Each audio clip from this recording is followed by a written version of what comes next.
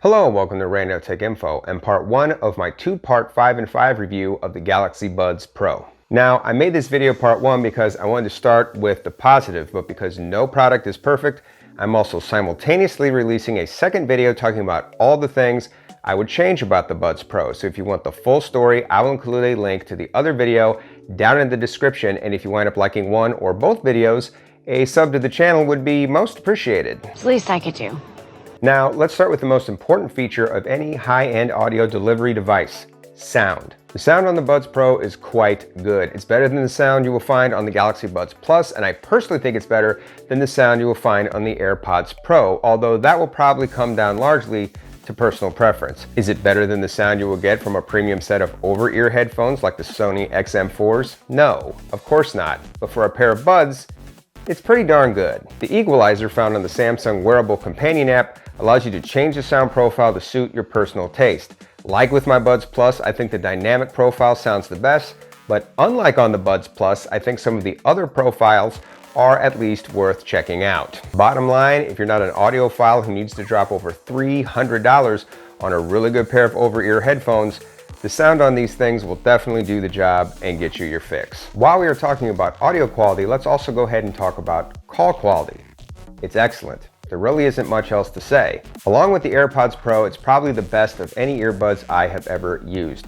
They even do a pretty good job of cutting out wind noise. If you are someone like me who likes to make and receive calls with your buds, I don't think you're going to find better. Now let's talk hearing modes. Both ambient mode, which is Samsung's version of transparency mode or a hear-through mode, and active noise cancellation both get the job done. The active noise cancellation isn't the best I've ever heard, but it's quite good. Good enough for most folks. I mostly use active noise cancellation when I'm cutting my yard or vacuuming, and in both cases it does a very nice job of blocking out most of the noise. Ambient mode, on the other hand, is simply phenomenal. Its sensitivity is adjustable using the wearable app, which gives a huge advantage over the hear-through mode on a lot of other devices. And when it's on the highest setting, I can actually hear people better than when I'm not wearing the buds. This is of course only true when your music is paused. You won't hear jack if you happen to be listening to Queen live at Wembley 86 at full volume when somebody is trying to talk to you. Next, let's talk compatibility. You can use these buds on almost all Bluetooth devices, not just Samsung devices. You do lose a few of the features on non-Samsung devices like Audio 360, gaming mode, and the shortcut to Bixby, but everything else is there as long as you download the Galaxy wearable app. The app is even available in the Apple App Store for all of you folks out there running iOS devices. The fifth thing I want to talk about is lag. Lag is almost non-existent, at least when watching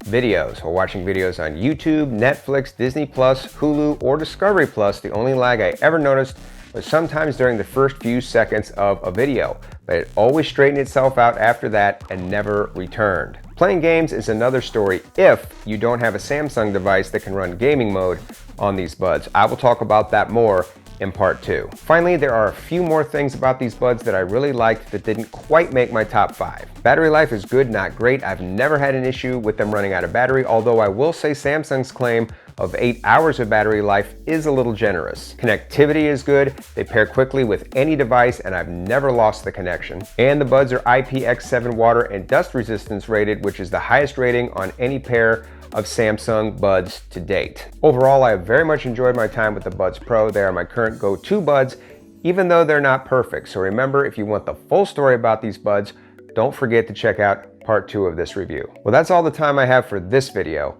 As always, I hope you found the video useful. Thanks for watching, and until next time, this is Rando Tech Info, signing out.